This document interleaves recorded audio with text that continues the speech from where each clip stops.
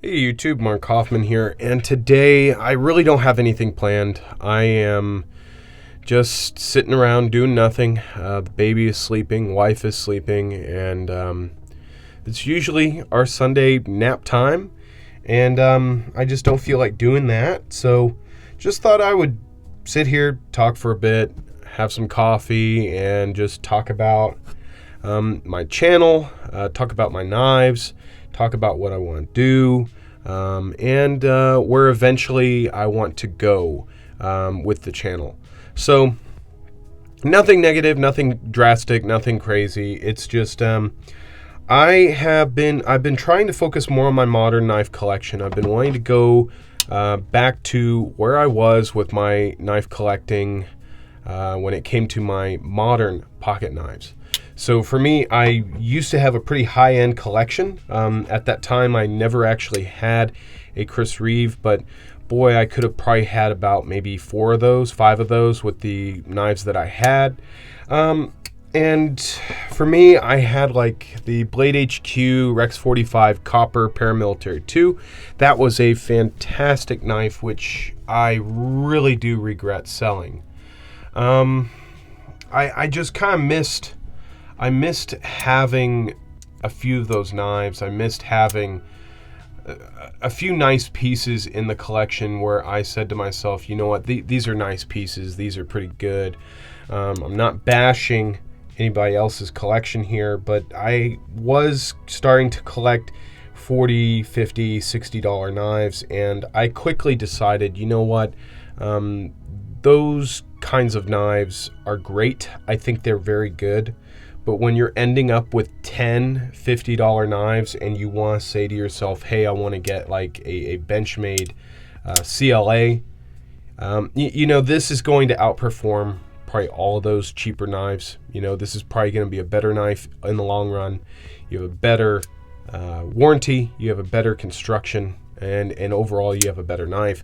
And so for me, I wanted to go back to that. I wanted to go back to having these knives that, okay, in 10 years, I can go over to Benchmade and say to myself, hey, look, I need a new spring to activate the knife, and they'll replace it no problem. When it comes to like real steel, I mean, yeah, real steel isn't going to be the easiest because you have to send this all the way back to China. I still have, well, let me see here. So, still have that blade stop issue here, and I've decided that I'm going to buy a stainless steel rod and I'm going to mill it, and I am going to replace this myself. Just got to sit down, get the rod on eBay, order it, and then install it and get all the measurements done. But I've just decided I'm going to do that myself. This has been loosening up a little bit, so the detent is loosening up, so eventually I should get back to, well, I should get back to where this was when I got it, but with a little bit more of a better tension in the lock. So when I originally got this, it had a very light lock bar, and that was so you could open it with the thumb stud here. I've actually started just using this lip here and opening it that way. It's a little tricky, but you know, if you really want to fidget with it, you can. There you go. So for me, I've been doing it that way. I've been doing middle finger flick, no problem, and then the flipper tab is just fine. I've decided to keep this. You know, I want to repair it, get going, because I really don't have any other knife in my collection that has CTS 204P. So for me, I wanted to just see what this knife steel can do, and so far I've been very impressed. I was using it in the garage, and I was cutting some pretty thick metal wire, and you cannot even see where I cut the wire. You know, you could probably make it out. Nope, that was just a speck of dust there. Yeah. So, I mean, this thing's cutting through metal wire, no problem, copper wire. It's cutting through very heavy-duty stuff that I'm very surprised with. and I've done some very light prying with it. So for me, this is definitely proving itself.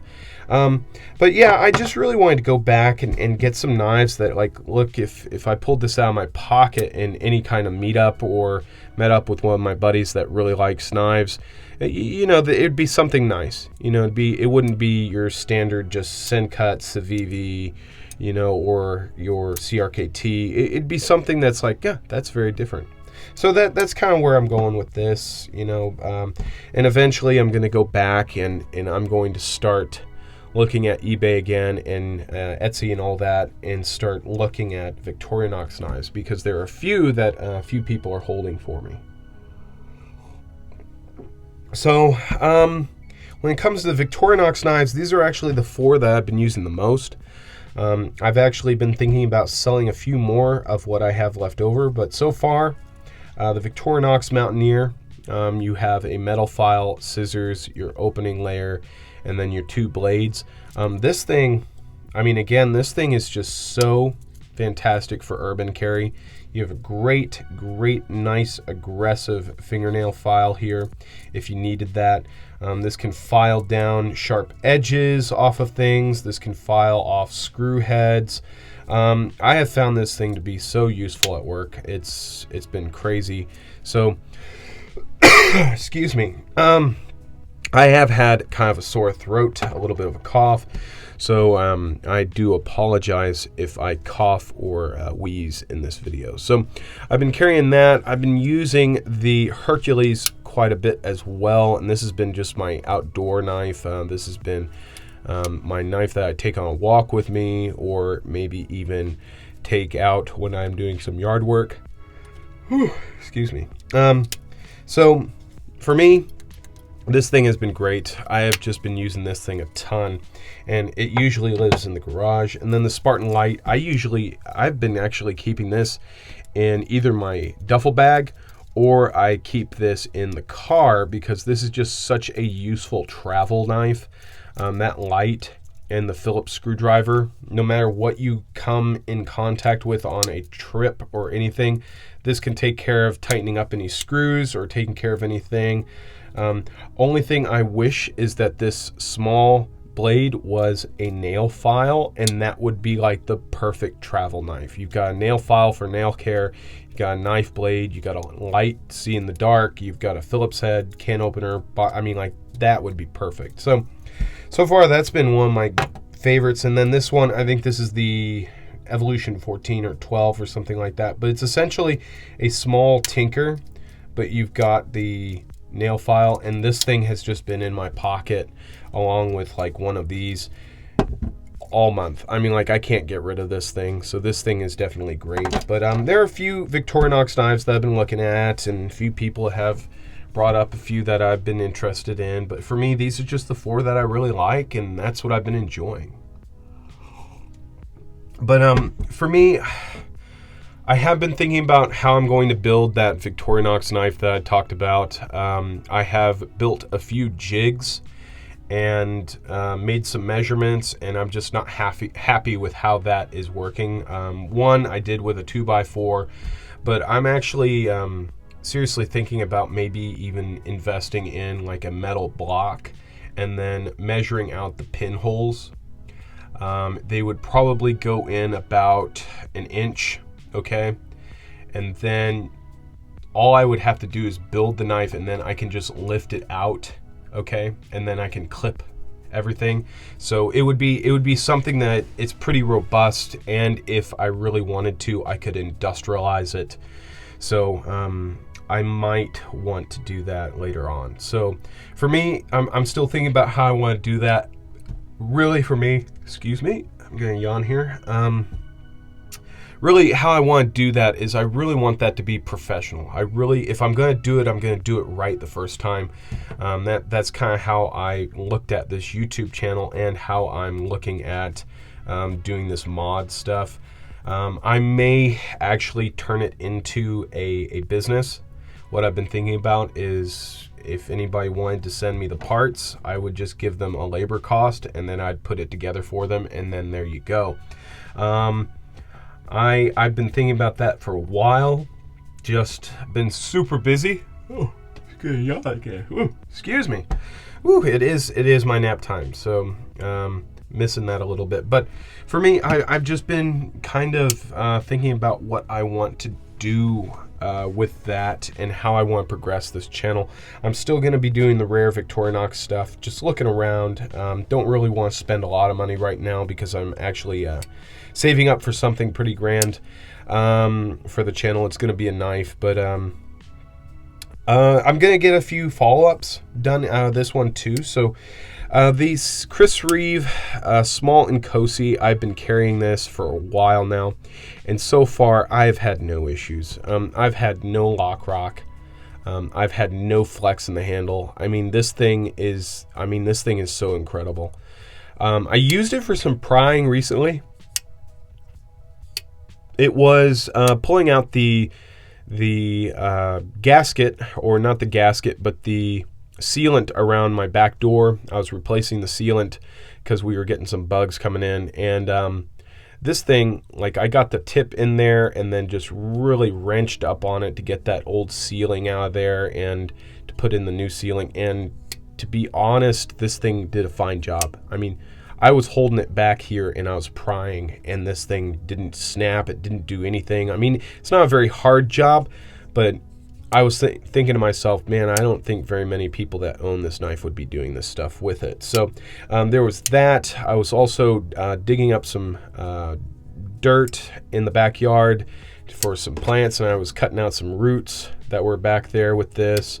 Really doing some abusive stuff. There were some pebbles in there, some rough clay, and to be honest, the blade has been perfectly fine. I mean, I just stropped it up afterwards, but it's coming up to getting close to needing to be sharpened. But so far, this thing has been incredible. I have not taken it apart yet. The Viper Knives Odino has been incredible. The thrust bearings, which I didn't mention on the review, but this uses thrust bearings. These things, I mean, look at that. I mean, this thing is just so nice. I mean, you just tip it and it goes. This thing has been another great work knife. The only thing I would bash on it is after a few minutes, maybe 20 minutes of sitting in traffic and fidgeting with this, your thumb really gets tired of this right angle here. Having a deeper scallop in there or something would have been nice. You really get tired of that after a while, and you really start feeling it. But this knife has been incredible. I'm so sorry to hear that there are some people that see these knives as not very good. Made a few posts in a few Facebook groups about this knife and what I thought of it, and posted my video there. And to be honest, I got a lot of comments saying, yeah, Italian knives suck. Italian quality is really bad. And for those guys, I'm sorry. You guys have come in contact with bad knives. But this one has been fantastic. Nothing I've ever gotten from Viper has been bad. So sorry about that. This one here ended up not selling. Nobody bought it. Nobody took it. So what I ended up doing is I deepened the sharpening choil a little bit, because when I sharpened this knife, I found it was kind of smiling in the back and the choil needed to be extended outward just a little bit. So I did that, sharpened this thing up, and I mean, it's hair shaving sharp. I've been making a few sharpening videos, just this end result video of how these knives come out. And lately I've been just getting back into the Lansky sharpener. I love sharpening my knives freehand.